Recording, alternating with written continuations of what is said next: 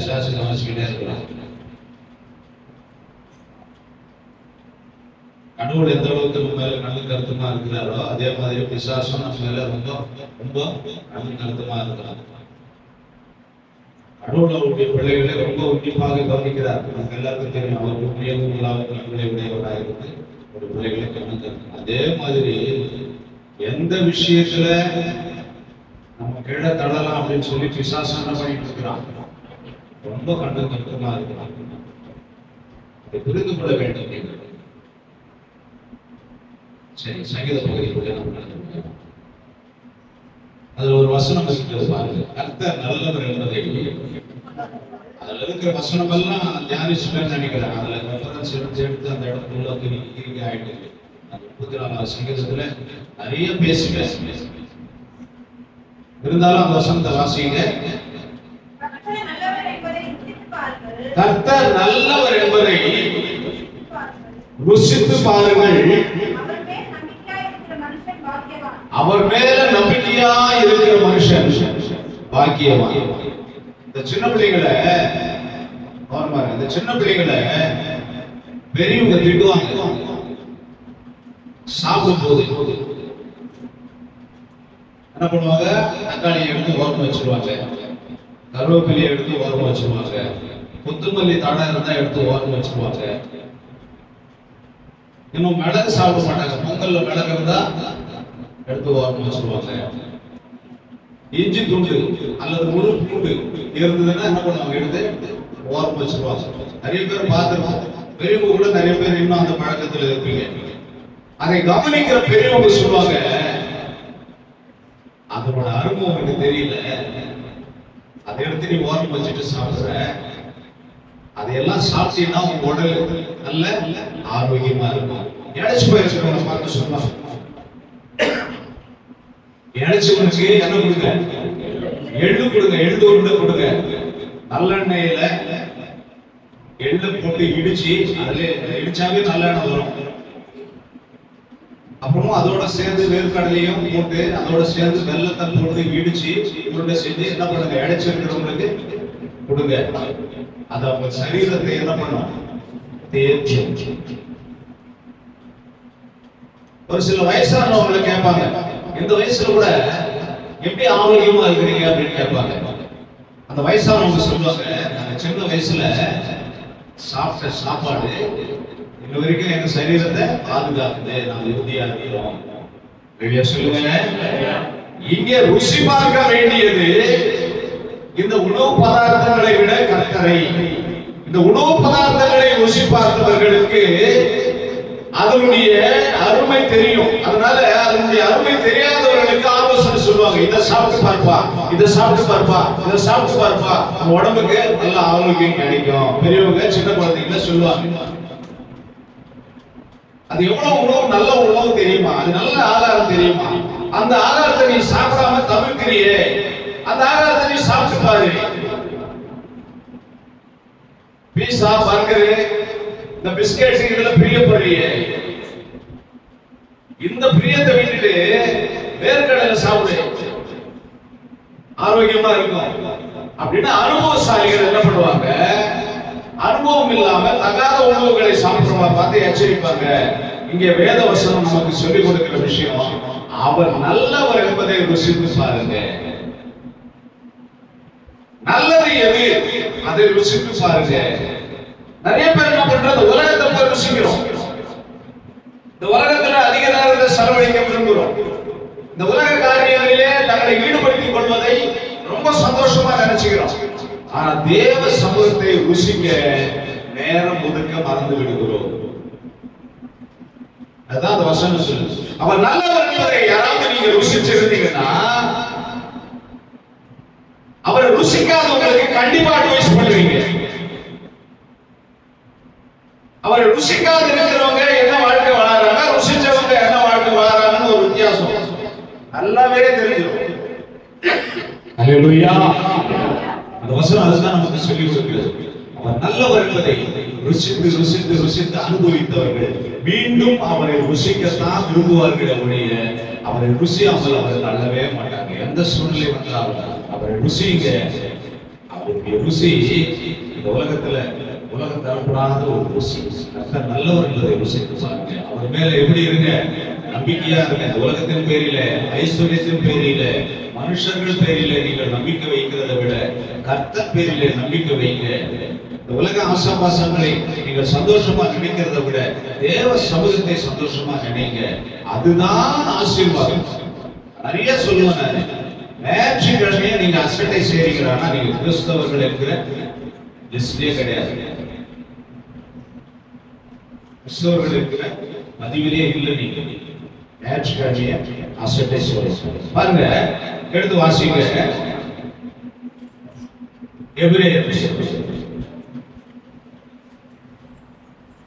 எபிரேயர் எங்க இருக்குது? எபேசியர்ல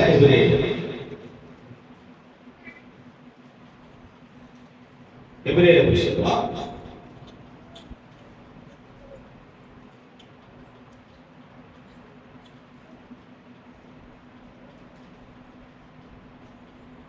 6ஆம் அதிகாரம்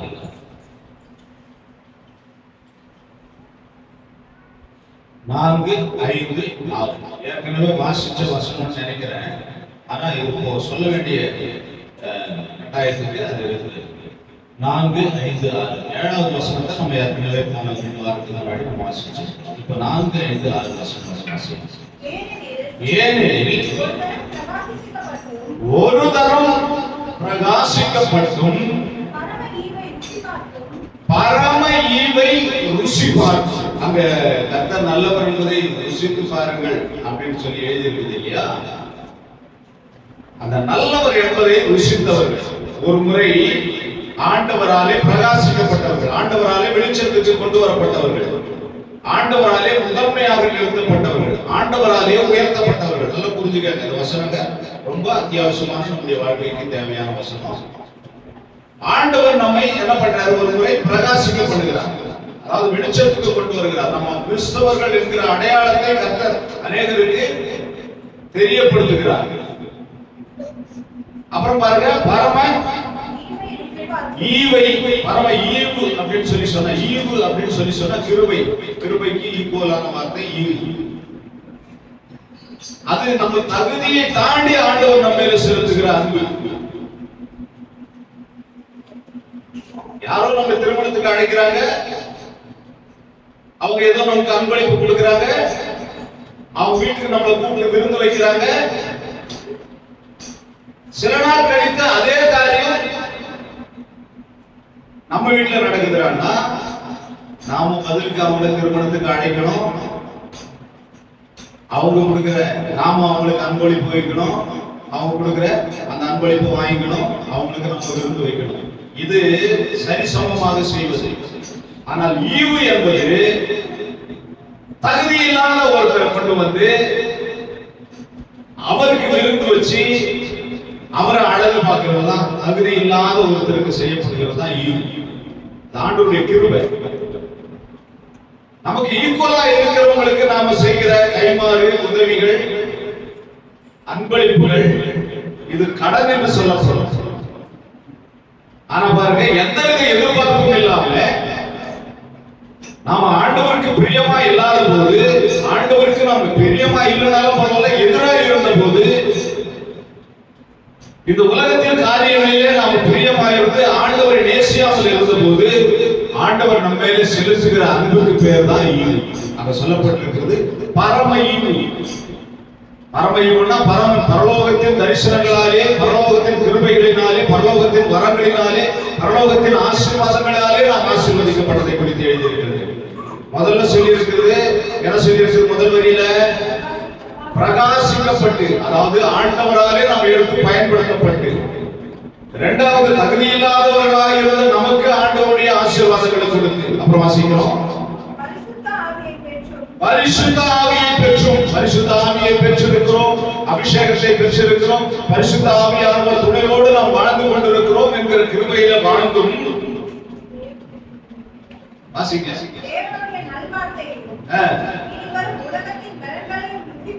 பாருங்க, இனிவரும் பலன்களையும், பரலோகத்தில் நாம எப்படி இருப்போம், எதிர்கால வாழ்க்கை எப்படி இருக்கும், மரணத்துக்கு பின்பான வாழ்க்கை எப்படி இருக்கும், நல்லா புரிஞ்சுக்கங்க. காண்கிறதை நம்புகிறது விசுவாசம் அல்ல, நாம் காணாததை விசுவாசிப்போமாகில் அதுவே விசுவாசம். அப்ப எழுதியிருக்கிறது அர்த்தம் என்னன்னா, இனி வரும் பலன். இந்த உலகத்தின் பலனை அல்ல, இந்த உலகத்தின் மகிழ்ச்சி அல்ல, இந்த உலகத்தின் ஆசீர்வாதத்தை அல்ல, இனி வரும் பலனை நாம் என்ன பண்ணி இருக்கிறோமா? ருசி பார்த்து இருக்கிறோம். இப்பவே இந்த பூமியில வாழ்கிற காலத்திலேயே நம்முடைய எதிர்கால ஆசீர்வாதங்கள் எப்படி இருக்கும் என்கிற தரிசனத்தோடு நாம் வாழ்ந்து கொண்டிருக்கிறோம். வாசிக்கிறோம், மறுதலித்து போனவர்கள்.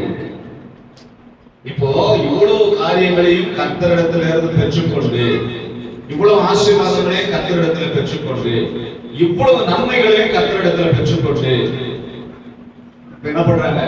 டாட்டா காமிச்சிட்டு போயிடுறாங்க. எப்படி மனசு வரும்? கொஞ்சம் யோசனை பண்ணி பாருங்க. எப்படி மனசு வரும்? கர்த்தர் நம்மை எடுத்து பயன்படுத்துகிறார், கர்த்தர் நம்மை பிரகாசிக்க பண்ணுகிறார். இனி வரும் பலன் மேலே நாம் நம்பிக்கை உள்ளவர்களாக, இனி வரப்போகிற ஆசீர்வாதங்களை குறித்து தரிசனம் உள்ளவர்களாக இந்த பூமியிலே நாம் கர்த்தருக்கு சாட்சியாக வாழ்கிறோம். இவ்வளவு காரியங்களை ஆண்டவரிடத்திலிருந்து பெற்றுக்கொண்டு, இதை விட ஒரு பெரிய சந்தோஷம் இந்த உலகத்தில் இருக்குது அப்படின்னு சொல்லி ஆண்டவரை மறுதலித்து போகிற ஜனங்கள் இருப்பார்கள் என்று எழுதியிருக்கு. அப்புறம் வாசிக்கிறோம் பாருங்க,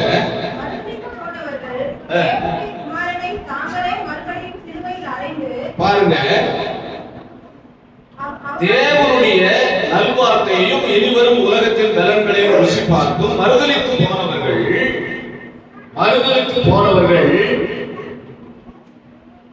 என்ன நடக்குமா? மறுதலிச்சு அப்படி போயிட்டா என்ன நடக்குமா? தேவனுடைய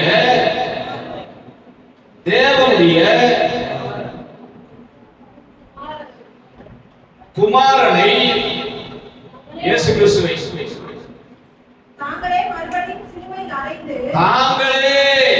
நல்லா புரிஞ்சுக்கங்க, தாங்களே மறுபடியும் சிலுவையில அறைந்து. சத்தியம் ரொம்ப ஆழமானது. எல்லாம் முடிஞ்சு போச்சு. இயேசு கிறிஸ்துவ சிலுவையில் அறைஞ்சிட்டாங்க. அவர் உயிரோட எழுந்துட்டாரு. அவர் தேவனுடைய வலது பரிசுல நமக்காக வேண்டுதல் செய்து கொண்டிருக்கிறாரு. நம்முடைய எதிர்கால வாழ்க்கைக்கான திட்டங்களை செயல்படுத்தி கொண்டிருக்கிறாரு. நமக்கான ஸ்தலத்தை ஆயத்தம் பண்ணி கொண்டிருக்கிறாரு. இதையெல்லாம் விசுவாசிக்கிறோம். நல்லது. திரும்பவும் அவரை நம்மளால சிலுவையில் அறைய முடியுமா? அன்னைக்கு யூதர்கள் செய்த காரியத்தை திரும்பவும் நம்ம செய்ய முடியுமா?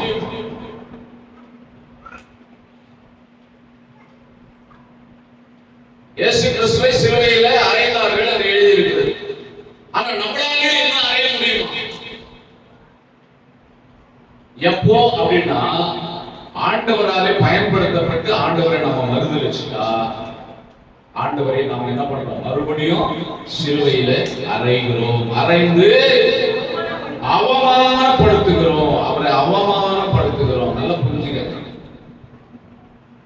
ஒரு முறை ஞானஸ்தானம் பெற்று, ஒரு முறை ஆண்டவருக்குள்ள வந்து, ஒரு முறை ஆண்டவராலே நடத்தப்பட்டு, ஆண்டவராலே எழுப்பப்பட்டு, ஆண்டவராலே பயன்படுத்தப்பட்டு, ஆண்டவராலே ஆசீர்வதிக்கப்பட்டு, எதிர்கால வாழ்க்கையின் திட்டங்களையும் அனுபவித்துக் கொண்டு திடீரென்று ஆண்டவரை மறுதலித்து பின்வாங்கி போய்விட்டா, ஆண்டவரே நாம மீண்டும் சிலுவையில் அறைந்து அவரை அவமானப்படுத்துகிறோம் என்று எழுதியிருக்கிறது. வாசிக்கிறோம். அவமானப்படுத்துகிறபடியால் மனம் திரும்புதலுக்கு ஏதுவான அவர்களை மறுபடியும் புதுப்பிக்கிறது. என்ன காரியமா? என்ன நடக்குதுன்னா, அம்மா கும்பு எடுத்த உடனே ஆரம்பத்துல முதல்ல மா அடிக்காத அப்படின்னு சொல்லி பயப்படுவேன். நிறைய அடியை வாங்கி என்ன பண்ணிட்டான்? கொம்பை எடுத்து என்ன பண்ண போறாங்க? ஒரு அடி அடிக்க போறப்பதான் கொம்பை எடுத்தோடனே கை கட்டிட்டு அடியை வாங்கிட்டு திரும்பவும் இவன் செய்யறது என்ன பண்ணிட்டு இருக்கிறான்? லேட்டா கிளாஸுக்கு போறவங்களுக்கு நல்லா தெரியும். நான் படிக்கும்போது வாத்தியார்கள் லேட்டா என்சிசி மாஸ்டர் வந்து கேட்ல நிற்பாரு. லேட்டா போனா என்ன பண்ணுவாரு? அடிப்பாரு. தொடர்ந்து லேட்டா போறவனுக்கு அதை குறித்த கொஞ்சமும் பயம் இருக்காது. ஹோம்வொர்க் பண்ணாதவங்க எடுத்து நிக்க வைப்பாங்க. தொடர்ந்து ஹோம்வொர்க் பண்ணாதவன் அவனுக்கு அந்த வெக்கம் எல்லாம் போயிடும். இங்க என்ன நடக்குது அப்படின்னு சொல்லி சொன்னா,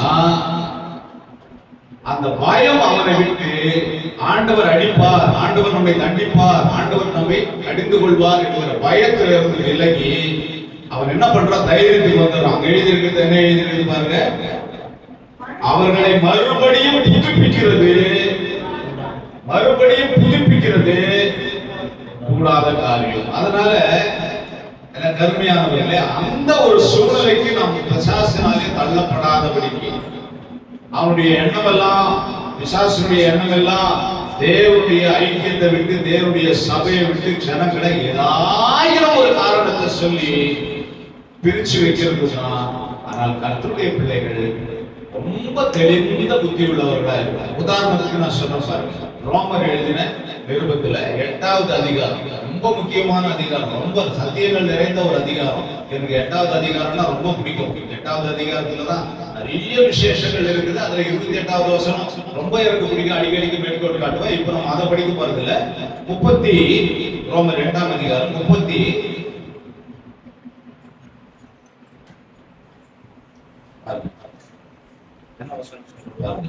36வது வசனத்திலிருந்து வாசிக்கிறேன். கிறிஸ்துவின் அன்பை விட்டு என்னை பிரிப்பவன் யார்? இங்கே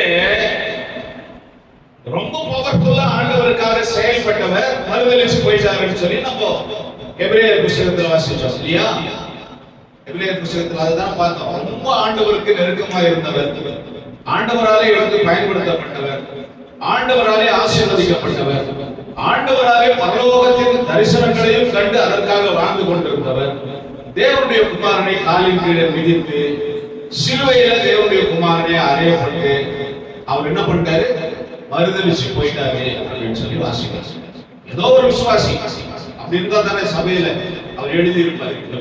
எபிரேயர் பட்டணத்துல அப்படிப்பட்டவர்கள் யாரோ இருந்திருக்காங்க, அதனால தான் அவர் எழுதியிருக்கிறார். இங்க ரோமாபுரி பட்டணத்துக்கு அவர் எழுதும் போது தன்னை குறித்து எழுதுகிறார். அவர் என்ன பண்றாரு? அவரை குறித்து எழுதுறாரு. என்ன எழுதுறாரு? கிறிஸ்துவின் அன்பை விட்டு என்னை பிரிப்பவன் யார்? அங்க பிரிஞ்சு போயிட்டாரு இல்லையா? அங்க ஒருத்தர் எபிரேயர் புத்தகத்துல ஒருத்தர் பிரிஞ்சு போயிட்டாரு இல்லையா? அவருக்கு வரைக்கிற மாதிரி இங்க எழுதுறாரு, கிறிஸ்துவின் அன்பை விட்டு என்னை பிரிப்பவன் யார்? என்னவா? உபத்திரவம். அதாவது ரொம்ப உபத்திரவப்படுத்துறாங்க வீட்டுல, சர்ச்சுக்கு போவாத அப்படின்னு சொல்லி. நல்லா புரிஞ்சுக்காங்க, கவனம். ரொம்ப சிம்பிள் சத்தியத்தை உங்களுக்கு புரியுற மாதிரி சொல்லி உபத்திரவம், பலவிதமான உபத்திரவங்கள். இயேசுவை ஆராதிக்காமல் இருக்க வேண்டும் என்று சொல்லி கட்டுப்பாடு பண்ணினார்கள் அந்த காலத்துல. இயேசுவை ஆராதிக்க கூடாது, கிறிஸ்தவன் என்று பகிரங்கமாக வெளியில என்ன பண்ணக்கூடாது, சொல்லக்கூடாது, ஜப கூட்டங்கள் நடத்தக்கூடாது. அப்போஸ்தலர் நடவடிக்கை புத்தகத்துல வாசிச்சீங்க அப்படின்னு சொல்லி சொன்னா ராத்திரியெல்லாம் ஜெயில வச்சு அவங்களை அடிப்பாங்க. பொழுது வடிச்சு போய் சொல்லக்கூடாதுன்னு சத்தியம் வாங்கிக்காங்க. சத்தியம் வாங்கிக்கிட்டு நீங்க ரிலீஸ் பண்ணி விட்டா அவங்க பொழுது வழியை திருப்பி போய் என்ன பண்ணிட்டு இருக்கிறாங்க, இங்க ஒரு தெருவில் நின்று பிரசங்கம் பண்ணிட்டு இருக்கிறாங்க. அப்போஸ்தலர் நடவடிக்கை புத்தகம் எடுத்து வாசிக்கலாம், படிச்சுட்டு போவோம். அப்போஸ்தலர் நடவடிக்கை புத்தகம் 5ஆம் அதிகாரம்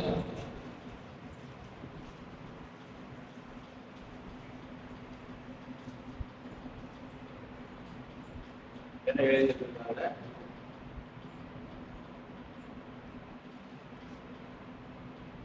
6ஆம் அதிகாரம், சாரி 5ஆம் அதிகாரம் 39ல இருந்து வாசிங்க.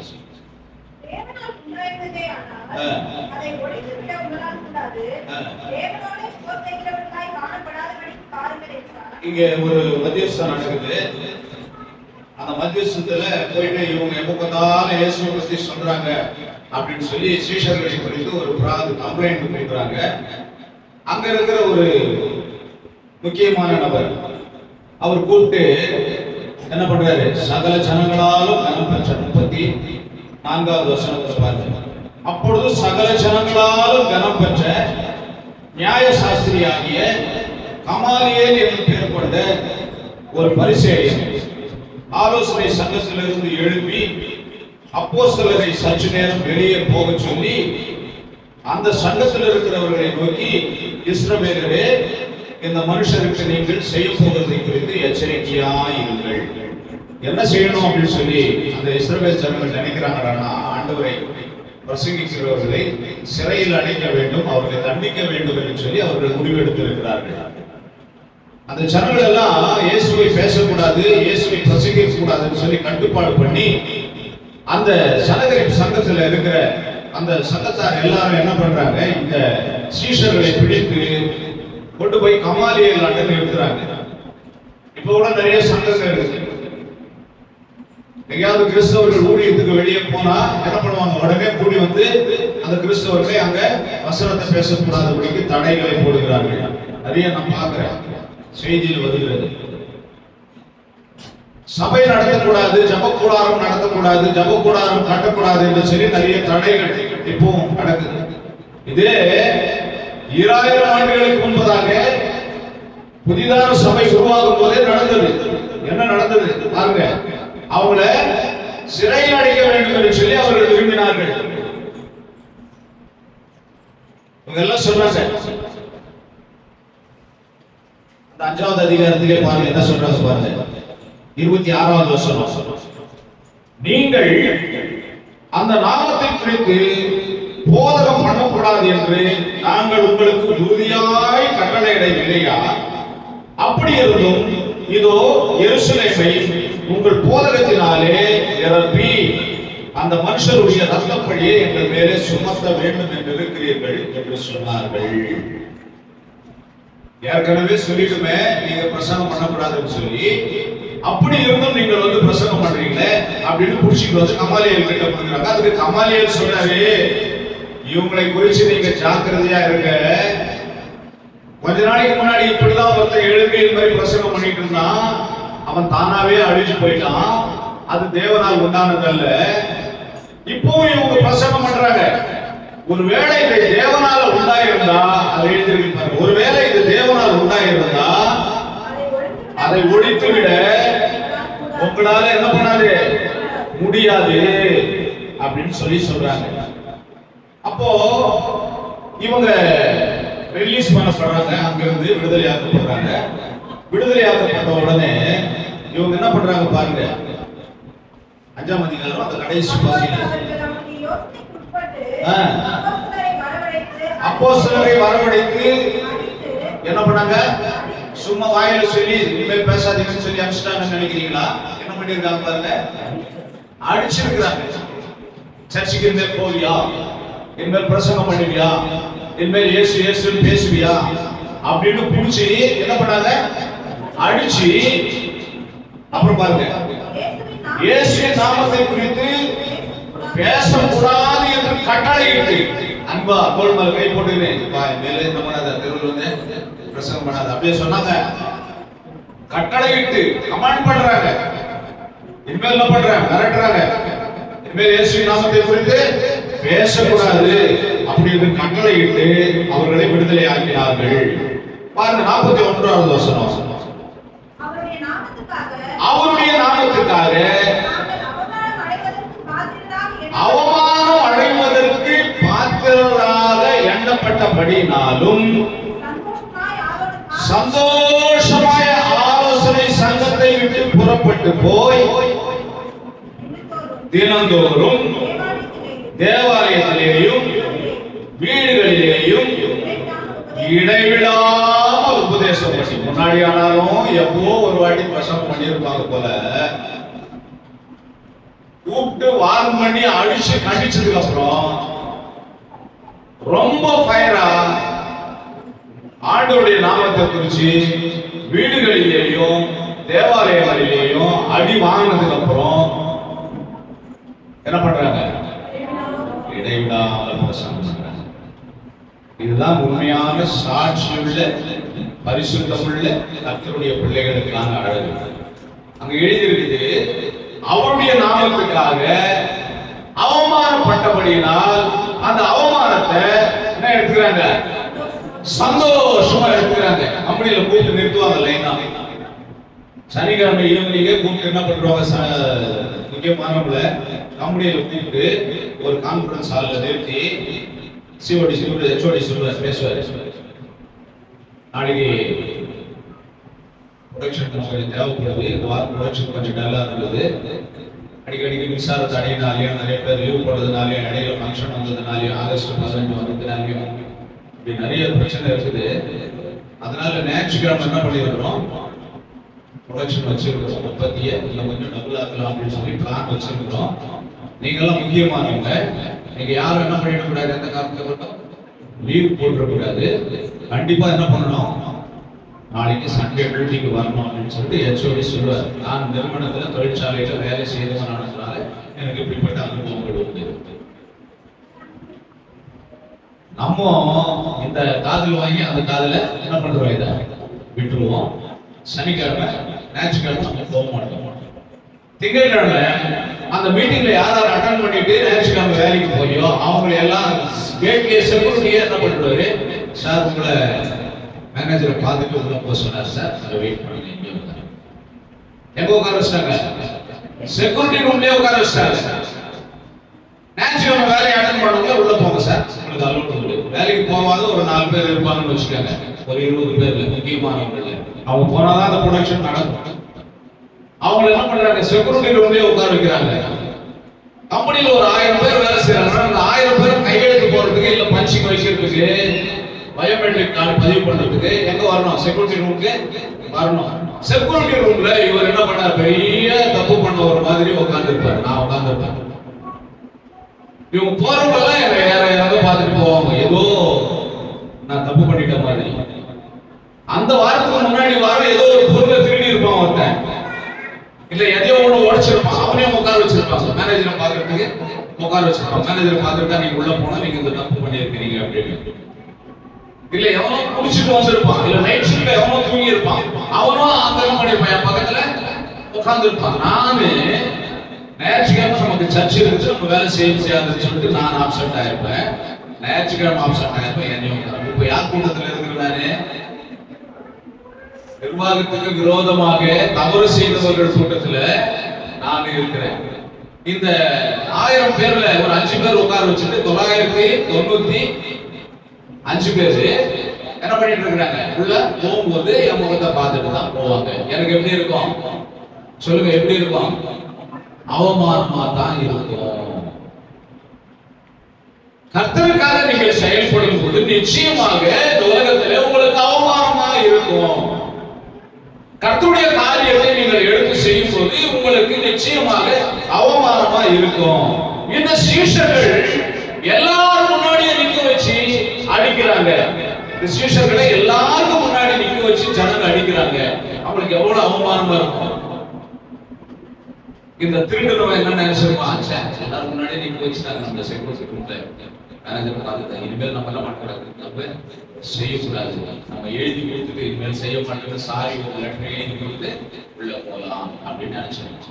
இதை எதையோ உடைச்சான் பாருங்க, எதையோ திருடினா பாருங்க, இல்ல நைட் ஷிப்ட்ல புடிச்சிட்டு வந்து வேலை செய்யாம தூக்கிட்டா பாருங்க. இவங்க எல்லாம் என்ன பண்ணிருப்பாங்க, மனசு மாறி இப்படிப்பட்ட ஒரு தப்பை செய்ய மாட்டேன்னு மேனேஜருக்கு ஒரு லெட்டர் கடிதத்தை எழுதி கொடுத்து சாரி அப்படின்னு சொல்லிட்டு போயிருப்பாங்க.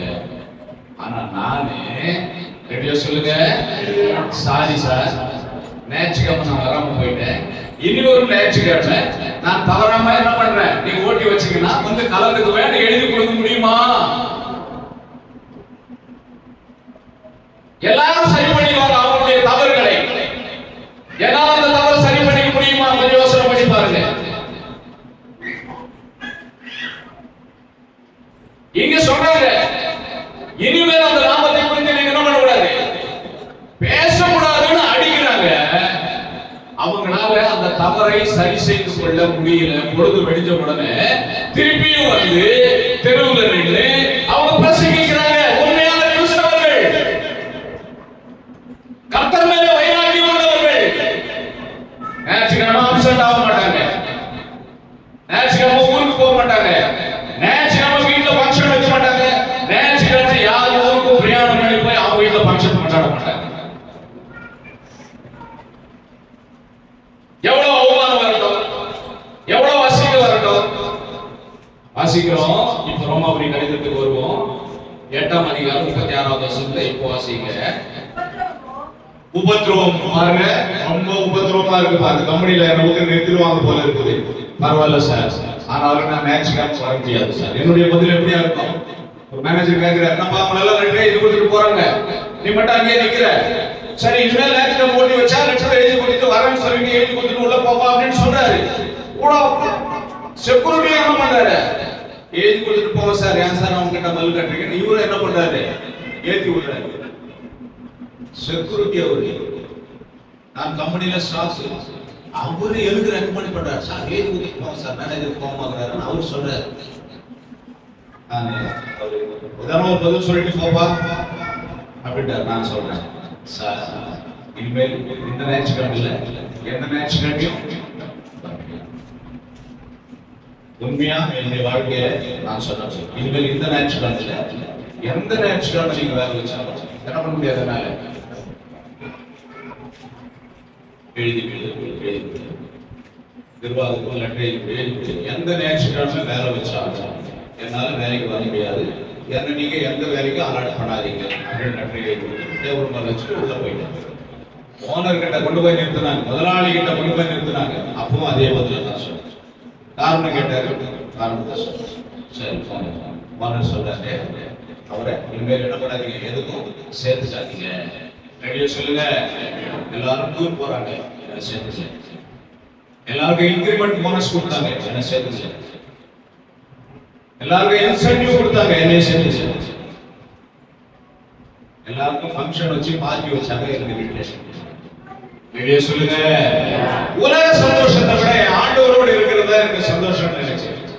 நிறுவனத்தை விட்டு நின்றுட்டேன்னு வச்சுக்கோங்க, கொரோனா வந்து நின்று